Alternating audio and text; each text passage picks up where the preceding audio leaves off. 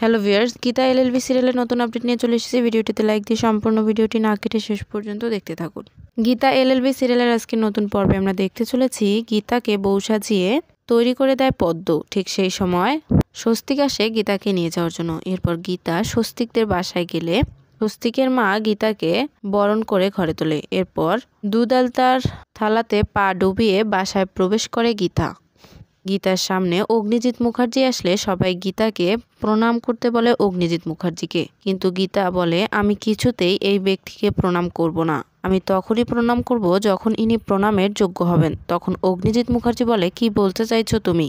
তখন গীতা বলে হ্যাঁ, আপনি যখন প্রণামের যোগ্য হবেন আমি তখনই আপনাকে প্রণাম করব, কারণ আপনি একজন অসৎ ব্যক্তি। আপনি যবে থেকে সৎকর্ম শুরু করবেন, পদ্মার পাশে দাঁড়াবেন, আদালতে কালো কোট পরে আমার পাশে দাঁড়াবেন, ঠিক তখনই আমি আপনাকে প্রণাম করব। তখন অগ্নিজিৎ মুখার্জি গীতাকে বলে এমন দিন কোনোদিনও আসবে না। ঠিক তখনই গীতার নাম্বারে চন্দ্রগ্রিস নামে একজন কল দেয়। ঠিক তখনই গীতা কল ধরলে লোকটি গীতাকে বলে আপনি কি আমার মেয়ের কেসটা নেবেন না? গীতা লোকটিকে বলে কেন আমি লড়বো না, আপনার মেয়ের হয়ে আমি লড়বো। লোকটি গীতাকে বলে আপনার খোঁজ করে অনেক কষ্টে আপনার বাসায় গিয়েছিলাম।